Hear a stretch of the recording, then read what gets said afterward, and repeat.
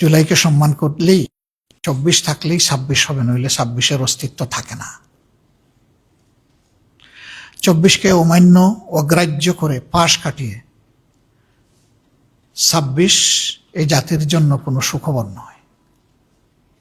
তারা নেননি, আমরা আশা করতে চাই তারা নিয়ে এই কাজটি দ্রুত সম্পন্ন করবেন।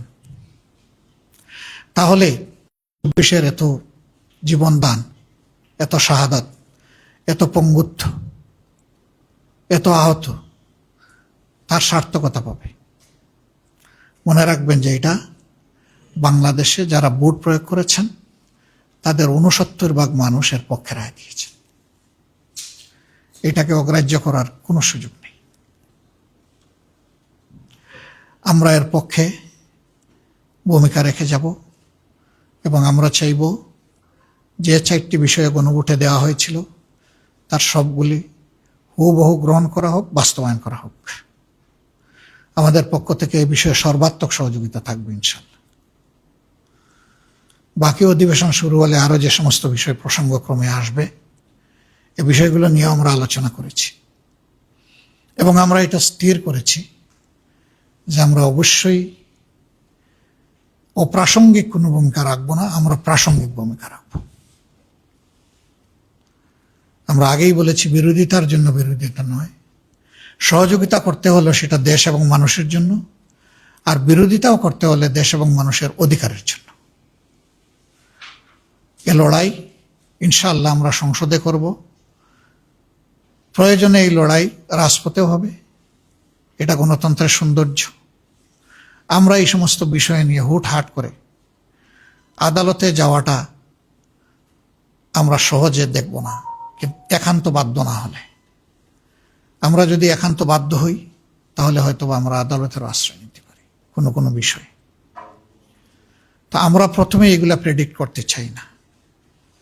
প্রথমে চাই যে সকল ব্যাপারে সংসদের যিনি অভিভাবক, যিনি সভাপতিত্ব করবেন, স্পিকার মহোদয় ইনসাফ করবেন, বিরোধী দলকে যথেষ্ট সুযোগ দেবেন। তাহলে গণতন্ত্রের সৌন্দর্য শুধু ফুটে উঠবে না, গণতন্ত্র টেকসই হবে।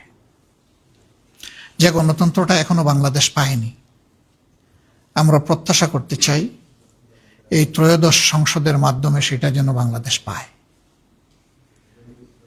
আপনাদের সহযোগিতা অব্যাহতভাবে আমরা কামনা করি এবং আমরা যাতে একটি দায়িত্বশীল বিরোধী দল হিসাবে 11 দলের নির্বাচিত সংসদ সদস্যরা আমরা দায়িত্ব পালন করতে পারি। আপনারা দোয়া করবেন, সহযোগিতা করবেন। আমরা দেশবাসীকে আরেকবার কৃতজ্ঞতা জানাই। তাদের রায়ের যেটুকুই প্রতিফলন হয়েছে তারা আমাদের বক্তব্যকে ধারণ করে সমর্থন করে আমাদেরকে যতটুকুই নির্বাচিত করেছেন, ভোট দিয়েছেন, আমরা সকলের কাছে কৃতজ্ঞ। এবং এখানে আমরা আলাদাও করতে চাই না। এই নির্বাচনে সার্বিকভাবে অংশগ্রহণের জন্য আমরা দেশবাসীকে আন্তরিক অভিনন্দন এবং মোবারকবাদ জানাতে চাই। দেশের বাইরে যারা আছেন তারা আমাদের আত্মার অংশ। জুলাই পরিবর্তন, 71-এর মুক্তিযুদ্ধ, 90-এর গণ আন্দোলন, সকল ক্ষেত্রেই তাদের আন্তরিক সম্পৃক্ততা ছিল। বিশেষ করে জুলাইয়ের উত্তাল দিনগুলোতে শুধু বাংলাদেশ উত্তাল ছিল না, প্রবাসীরা যে যেখানে ছিলেন দুনিয়ার তারা সম্পৃক্ত হয়ে গিয়েছিলেন, রেমিটেন্স বন্ধ করে দিয়েছিলেন।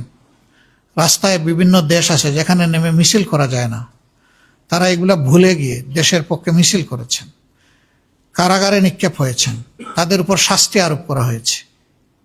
আমরা তাদের ভূমিকাগুলোকে শ্রদ্ধার সাথে স্মরণ করি। আবার অনেকে তারা মিডিয়ার মাধ্যমে, লেখনের মাধ্যমে শক্তিশালী ভূমিকা পালন করেছে। তাদের সবাইকে আমরা কৃতজ্ঞতা জানাই, ধন্যবাদ জানাই এবং একই সাথে বাংলাদেশের রাজনীতির মূল ধারায় আমাদের প্রবাসী ভাই বোনেরাও যাতে সম্পৃক্ত হতে পারেন তার প্রথম পদক্ষেপ হিসাবে আপনারা জানেন আমরাই দাবি তুলেছিলাম যে প্রবাসীদের ভোটাধিকার নিশ্চিত করতে হবে। সেটা হয়েছে, বহুলাংশে হয়েছে, পুরাপুরি না হলেও এই শুভ কাজটার সূচনা হয়েছে। আগামীতে এটা আরো বিকশিত হবে আমরা আশা করি। আমরা এই একটা দাবি জোরালোভাবে বলেছিলাম, কারণ আমরা বিশ্বাস করি তাদের এই দাবিটা আদায় হলে, অধিকার প্রতিষ্ঠিত হলে বাকি অধিকারগুলো, দাবিগুলো আদায় করা তাদের জন্য সহজ হবে। আমরা তাদেরকে সম্মান করি, আমরা রিমিটেন্স যোদ্ধা বলি, কিন্তু আমরা বীরদেরকে এখনো বীরোচিত সম্মান দিতে পারিনি। এই জন্য প্রবাসী ভাই বোনদের সকল ক্ষেত্রে তাদের ন্যায্য পাওনা যাতে নিশ্চিত হয়, এই সংসদের মাধ্যমে আমরা সেই লড়াই চালিয়ে যাব। তারা বহু ক্ষেত্রে বঞ্চিত, বিড়ম্বিত এবং ক্ষেত্র বিশেষে তারা নিগৃহীত। এই জায়গাগুলো অবশ্যই আমাদের দেখতে হবে। আমরা সরকারকে ধন্যবাদ জানাই। আমরা বলেছিলাম, সবার আগে আমরাই বলেছিলাম ইলেকশনের সময়, যে আমরা নির্বাচিত হয়ে সরকার গঠন করার সুযোগ পেলে বিদেশে আমাদের কোনো প্রবাসী ভাই বোন ইন্তেকালের পরে তার পরিবার এবং তিনি যদি ওসিয়ত করে যান যে তার দাফনটা বাংলাদেশে হবে, তাহলে তাদের লাশ সরকারি খরচে শ্রদ্ধা এবং সম্মানের সাথে বহন করে নিয়ে আসা হবে। ইতিমধ্যে সরকারের প্রবাসী কল্যাণ মন্ত্রণালয় ঘোষণা দিয়েছে, এটা তারা বাস্তবায়ন করবে। আমরা তাদেরকে অভিনন্দন এবং সাধুবাদ জানাই। আমরা যে দাবিগুলো করেছি, তারা যদি সেই দাবিগুলো বাস্তবায়ন করেন, আমরা এইভাবেই তাদেরকে অভিনন্দন জানাতে থাকবো, কোনো সমস্যা নাই। কারণ আমরা দেশের মানুষের কল্যাণ চাই, আমরা প্রিয় দেশের ভালো চাই। যে কাজ আমরা করতাম সেই কাজ তারা করলে অভিনন্দিত হবেন। আরো নতুন নতুন কাজ আমরা খুঁজে বের করব এবং সবাই মিলে এই দেশ এবং সমাজটাকে সুন্দর করব। আমরা আশা করব দুর্নীতি আর দুঃশাসনের করাল গ্রাসে বাংলাদেশ নতুন করে আর পড়বে না। যদিও দুর্নীতি এখনো আমাদের সমাজের রন্ধ্রে রন্ধ্রে প্রবাহিত হচ্ছে, আমরা সবাই জানি। ইতিমধ্যে সরকারের বেশ কিছু পদক্ষেপ জনগণের কাছে গ্রহণযোগ্য হয়নি। আমরা আশা রাখব জনপ্রত্যাশা সামনে রেখে, বিশেষ করে জুলাইয়ের আকাঙ্ক্ষাকে ধারণ করে সরকার তার কার্যক্রম গ্রহণ করবে, যা জাতি এবং দেশকে উপকৃত করবে। আমরা এর পক্ষে আমাদের অবস্থান স্পষ্ট এবং আমরা এই অবস্থান অব্যাহত রাখব। সবাই মিলেই আমরা আগামীর একটি নিরাপদ, একটি মানবিক, দুর্নীতি এবং দুঃশাসন মুক্ত বাংলাদেশ গড়ব ইনশাআল্লাহ। আল্লাহ আমাদেরকে তৌফিক দান করুন। আরেকবার আপনাদেরকে পবিত্র রমজানুল কারীমের অভিনন্দন জানিয়ে আমরা এখানেই শেষ করছি।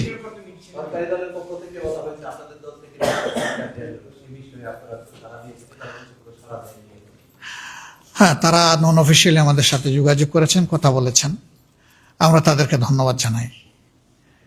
আমরা চাই জুলাই সংস্কারের যে প্রস্তাব, সেই প্রস্তাবটা পুরোপুরি বাস্তবায়ন হোক। এর আলোকে বিরোধী দলের যতটুকু পাওনা আমরা অতটুকু চাই, এর বেশি চাই না। ওই প্রস্তাবেই আছে যে একজন ডেপুটি স্পিকার বিরোধী দল থেকে হবেন।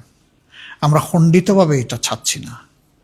আমরা চাই প্যাকেজ, আমরা চাই পিসমিল, পুরাটাই সেখানে গ্রহণ হোক, বাস্তবায়ন হোক, এবং এর ভিত্তিতে আমরা যেন আমাদের দায়িত্ব, ন্যায্য দায়িত্ব পালন করতে পারি। আপনারা দোয়া করবেন।